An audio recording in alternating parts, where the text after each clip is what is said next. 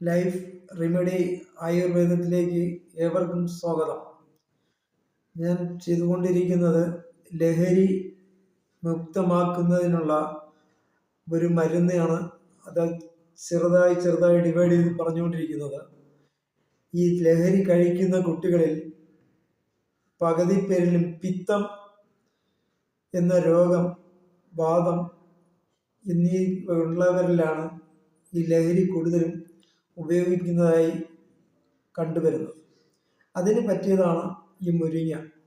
മുരിങ്ങയുടെ ഇല കഴിച്ച് കറി വെച്ച് കഴിക്കുകയും അതിൻ്റെ കായ് കഴിക്കുകയും ചെയ്താൽ പിത്തത്തിനെ നിയന്ത്രിക്കാൻ പറ്റും.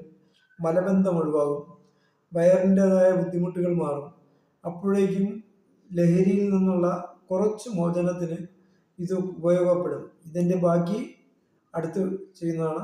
നന്ദി, നമസ്കാരം.